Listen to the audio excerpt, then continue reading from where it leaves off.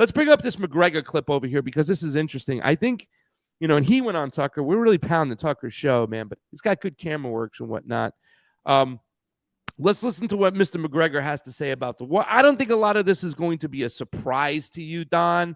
I think it's the kind of stuff that people in the know understand. But let's just roll it on out. Thank you guys for following. Thank you guys for supporting. We love you. Take a listen. How would you assess and describe the state of the war in Ukraine right now? That's an important question, and not enough people have good answers at this point.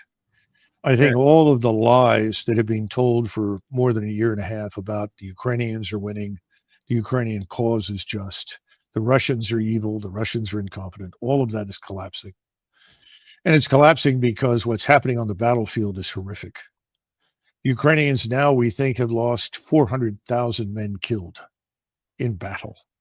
We were talking about 350,000 a few months ago. Within the last month of this supposed counteroffensive, which was to sweep the battlefield, they lost at least 40,000 killed. We don't even know how many people have been wounded, but we know that probably upwards of 40 to 50,000 soldiers are amputees. We know the hospitals are full. And we know that Ukrainian units at the platoon and company level, that's with anywhere from 50 to 150 to 200 men, are in piecemeal fashion surrendering to the Russians. Not because they don't want to fight, it's because they can't fight anymore. They have so many wounded, they can't evacuate them. And commanders are saying, well, if I can't evacuate my wounded, I'm going to surrender because otherwise the wounded will die. And so they call the Russians, and they all speak Russian, and tell them on the radio, look, I've got 50, 60 wounded here. I'm going to surrender because I don't want them to be killed. And the Russians from the very beginning have always treated the Ukrainian soldiers very fairly and very gently. And so they know they're not going to be abused or mistreated. They know they can actually be exchanged for Russian prisoners in the future. So they've surrendered. And I think we're going to see this army that we've been spending so heavily on increasingly melt away. And at the same time, as we're talking, if you look at this long banana-shaped strip of territory in southern Ukraine that the Russians control, if you go to the northeastern corner of that, south of this city called Kharkiv, there are major offensive operations taking place there right now. And the Ukrainian forces are being swept away in front of the Russians. And again, all of this happens in a way that is just not reported in the West. And in the meantime, rather than admit that this is a terrible tragedy that should be ended on humanitarian grounds, if no other, that the killing should stop, as President Trump said, stop the killing, we're going to continue.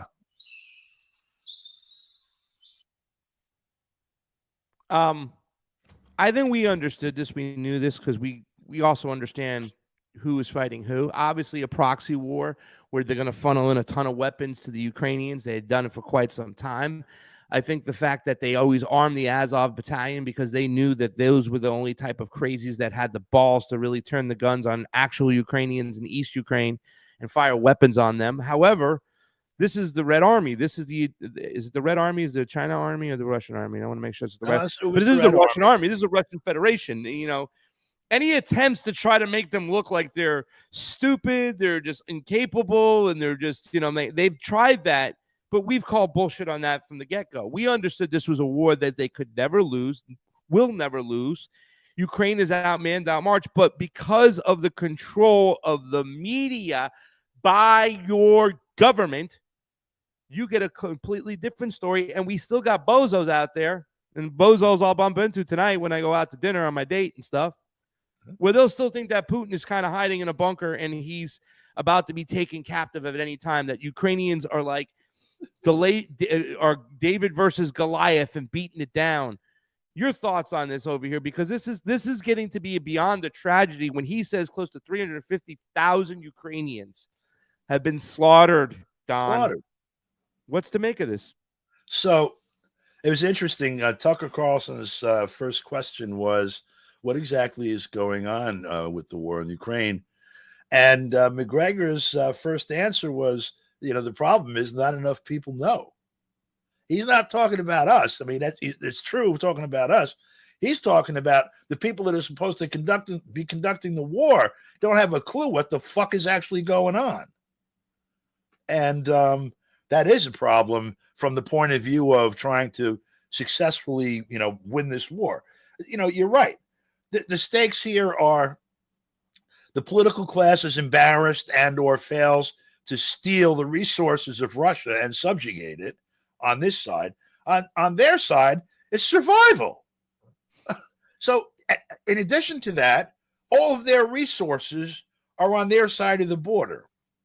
Yeah. All of ours have to be sent over in a long supply chain from wherever the hell they come. Japan, Korea, Australia, Europe, Detroit, wherever the hell they're sending these materials. All on our dime. All on our dime. Oh, yeah, we're paying for all of it. Yeah. And on top of that, I mean, there are so many games that are going on in the midst of this, aside from that. But, I had an interview earlier with Dmitry Babich from RIA Novosti, the Russian news agency. He works for a subset of that. I can't remember the name of it off the top. He does a lot of translating now too. But he was telling me the first when we started talking, he said, "Did you see the New York Times or the Washington Post or Le Monde or any of this?" I said, "No." He said, "They're all starting to acknowledge that the offensive is a failure and perhaps the war is not going to go their way." Yeah. Look at this. Look at this. They by the turned way. on a dime today. He said, I'm like, wow. Yeah, this was yesterday. Look, really quickly. It says the U.S. fears Ukraine is too casualty adverse. Yeah, I the saw U.S. that. wants Ukraine to push harder despite massive casualties. The New York Times reported on Friday that U.S. officials fear Ukraine has become. Am I saying it right? Casualty averse. Yeah, that's that. You're saying it right. It's right. It's insane. What it means is you guys are not willing to die for us. We'll fight to the last Ukrainian. And also, if you go down below, the Washington Post acknowledged it too. So now you have major outlets coming. Please continue what you're talking about with Babbage, because now they're starting to go, I don't know if they're just looking for an off-ramp or if they're just like, okay, you tell me. I mean, look, we just had... How much money do you think Big Pharma made? Does anybody have an estimate of how much money Big Pharma made on the scamdemic or whatever the frig you want to call it? Oh, they made a new billionaire every day or something. Yeah, okay. Well, Big Pharma is small potatoes compared to big pieces of heavy-duty equipment that blows shit up. Okay, plus the fuel that flies this big, massive metal to the sky over Ukraine or wherever the hell they're sending it, plus the ships that push it over there, plus all these other things. There is a massive transfer of wealth that's over and above the one that's routine. It's like institutional. That's that $1 trillion pretty much budget at the Pentagon and at Langley or whatever. A whole additional category and depth of theft has been going on steadily, certainly since February of last year, but really in Ukraine since at least the post-coup, Maidan coup thing. So you're talking like since February or March of 2014. And that gravy train, they stopped the gravy train for a while on COVID, and now you see they can't. They're firing it up again. Yeah. Well, literally the Maui money that they have to fund through FEMA, they have to fund FEMA so FEMA can fund Maui or whatever it is. They tied that $12.1 billion in money and package to a Ukrainian spending bill for $24.1 billion for Ukraine. So in other words, if you try to vote against that bill, you're going to be pointed fingers at that. Oh my God, Don, this guy can't. He doesn't want to help poor people in Hawaii. He's going to let Maui people suffer. It's almost like the CARES Act when we got to get people $2,000 each or $1,500 or $1,200 each. But at the same time, you're giving all the majority of that money that you're printing, money printer go brrr, to the 1% in the corporate fucking autocracy. I mean, hello. Didn't you see Biden? Biden went to Maui and he did. He distributed the money. It's like, here, that's for you. One for you. One for you. One for you. He's handing out chump change. You're right. They tied the emergency relief, which really at this point it ought to be paying for funerals and to bury people's houses. It's so far after the fact.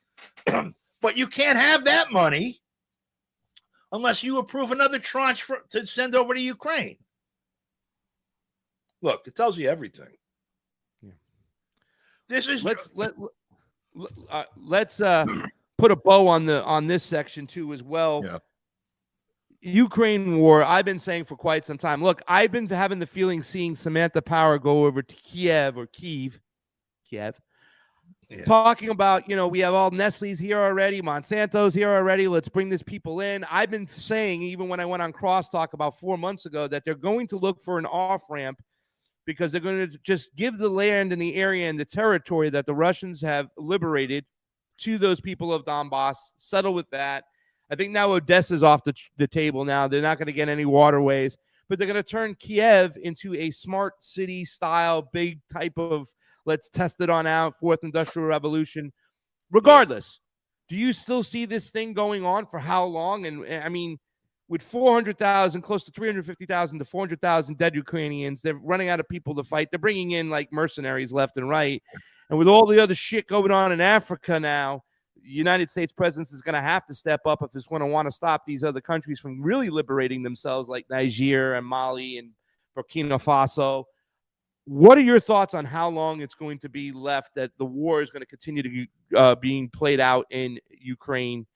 And your thoughts on that? We'll put a bow on this section. It's difficult for me to make a prediction, really. After 5 years or whatever, however long it was since maybe 2015, of every moron who considers himself a leftist or a political science academic or whatever, or a journalist or whatever, talking about how the 2016 election was like 1932 in Germany with Trump as Hitler and all of that crap. Actually, I feel right now as if it is like the 1932 election or just prior to it. And Germany has no idea what's coming because you have a doddering old fool in the person then of Paul von Hindenburg as president, sort of asked to come out of the nursing home to be a caretaker until they could figure out what to do. And Adolf Hitler waiting in the wings, who would be chancellor like within a year and a half. There was no way to predict, looking from that point of view, which is, I would say, we're there or worse, forward beyond the next election at what's going to happen. So with that caveat, because whatever happens with the government is maybe not, is going to determine what happens with the war that's being conducted. That's if it's our government, by the way. I mentioned earlier, every day there's some new style of attack taken against Russia, as if they're looking for some pressure point where there's going to be a break and collapse or something. It's delusional thinking.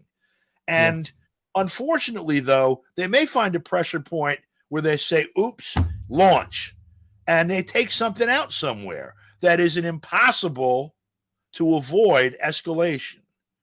The Russian government, like any other government, can't sit down and have its population be sitting ducks for people to look. U.S. drone strikes, let's stop the bullshit. U.S. drone strikes against Russia are more damaging and as frequent as rocket attacks by Hamas on Israel. Okay, the response so far from Russia has been patience and attacks on military infrastructure and an occasional, when they take a couple of you fucking NATO generals out, which they've done. There's going to be a point when there has to be a response, or the Russian government is going to have a problem with its own population. And these people are running right up to the wall with that. So where does that go and when does that happen? I don't know. But that is a very likely possible outcome of this thing also. Not just a long war of attrition, or it tapers off and everybody goes home and they start positioning for the next game. It could end up in a shooting war. It is a shooting war, but it could end up in a two-way shooting war. And the shooting with the enemy being here, some of it's going to end up here if they're not very careful and if they don't cut this shit out pretty soon. Convo Couch, everybody here with Don DeBar. We were just discussing Ukraine, Russia, craziness going on. Looking at General McGregor's report, close to 400,000 Ukrainians dead. It seems sometimes no end in sight. This thing can get hairier. Who knows? But we're going to just keep monitoring the situation. They're not stopping the funding, ladies and gentlemen. They're still going into your pocket. It's like a drunk guy, belligerent asshole at the bar with your credit card, not just buying shots for himself, but he's buying shots for everybody else. And it's getting out of hand. They tied the last Maui funding package to a Ukrainian spending bill. That's how crazy and disgusting they are. But you know that just as well as I do.